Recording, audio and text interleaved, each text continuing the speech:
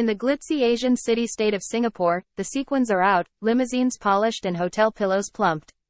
The city's hosting Taylor Swift's Eras Tour this week, an honor, but one that has come at a cost. That price was initially reported to be as high as 24 million Singapore dollars, 14 million pounds, $18 million, for the 6 shows to be exclusive to the Southeast Asian country. Culture Minister Edwin Tong has since told Singapore's CNA the figure was nowhere as high, although he still refused to be drawn on the exact figure. The broadcaster, however, suggested it may have been just 2 million Singapore dollars for all 6. But the fact any money had been spent only came to light after an outburst from the Prime Minister of Thailand, who accused Singapore of paying concert organisers $2-3 meters per night. That triggered criticism across the region. In the Philippines, a lawmaker criticized the move, saying, "This isn't what good neighbors do," and called for a formal protest against the grant. But while governments are seeing red, it's the fans who are paying the price, literally.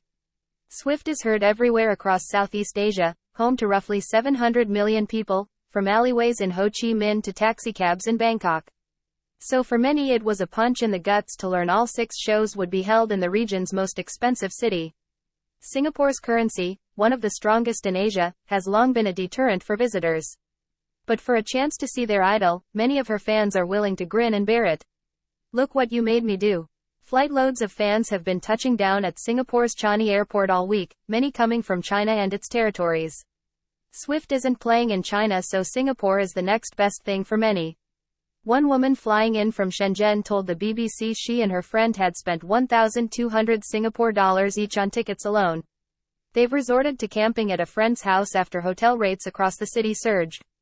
On the luxe end of things, the city's landmark hotel Marina Bay Sands has sold out of its 50,000 Singapore dollars Swift packages, which included 4 VIP tickets and a 3-night stay in a suite.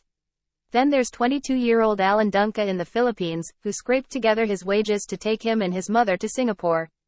This Thursday, they'll take a 4-hour bus ride to Manila, stay at an airport motel for the night, then grab their dawn flight the next day. The enterprising student snapped up the travel package back in July. He eventually tracked down the tickets on a resale night, after weeks of desperate hunting. "I am very lucky," he says of the 400 Singapore dollars outlay for seats in the nosebleed section. The seller was kind and not a scalper. Resales now are going for thousands. And he had almost fallen for a scam, a shady character named Pat Steve, later exposed online. He estimates the whole endeavor is costing him 2,000 Singapore dollars, the monthly income of an upper-middle-class family in the Philippines, a country where a fifth of the population lives under the poverty line.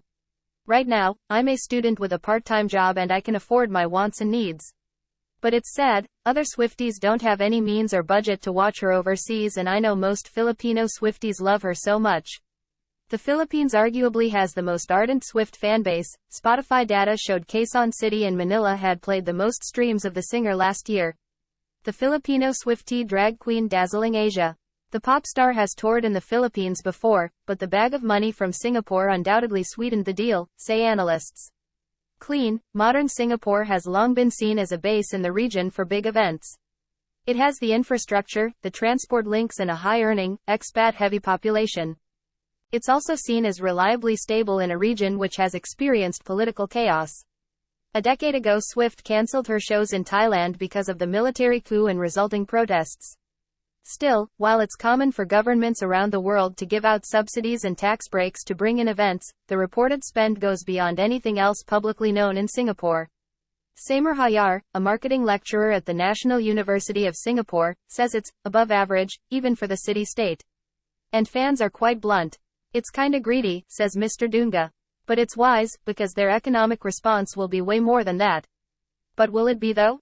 Show me the money. In Australia, the leg of the tour preceding Singapore, officials suggested the tour had provided a 145 million Australian dollars uplift in consumer spending.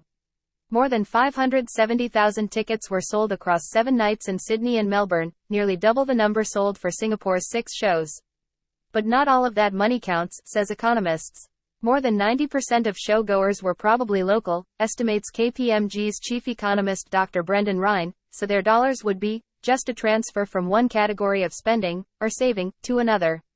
Only foreign visitors would have been adding to the books, and they accounted for just 2% of visitors, he estimated. After doing the maths, he projected Swift had added only 10 million Australian dollars, 5.1 million pounds, $6.5 million, to GDP. Still, Australia didn't use public funds to have Swift play in the country, state government officials confirmed to the BBC. Neither did Japan, the only other Asian stop on the tour. What does Taylor Mania mean for the globe? Singapore has said Swift's tour will bring certain economic benefits to the country. But just how much net gain will be generated is unclear. The BBC has reached out to Singapore's tourism board, but they have refused to reveal foreign visitor estimates or other modeling.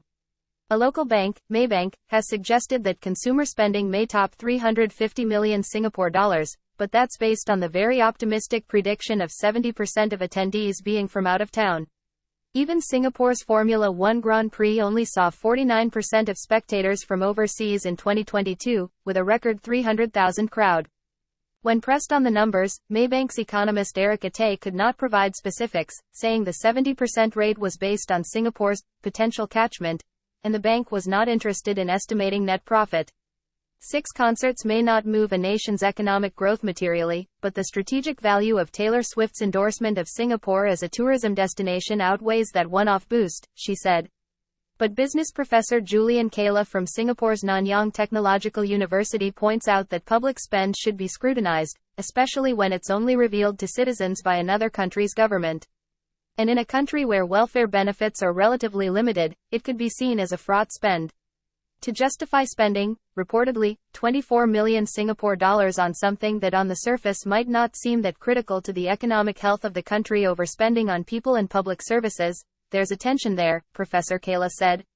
Nonetheless, he and others say that when it comes to planning tourism, governments have mandate to throw around money, and Singapore isn't an exception. They don't necessarily like to advertise it. But the minute the government sees something that fits into a long-term strategy, it will sink government money in to support that, he says. In a way, Singapore has just brought in Swift the same way it currently attracts huge multinational corporations. What's different here is that Taylor Swift as a business is a very emotional business, he said. It's dealing with the emotions of 10 to 18-year-olds, who are very sad to not see the concert happening in Bangkok or Jakarta. And in the words of the songstress herself, that's caused a lot of bad blood.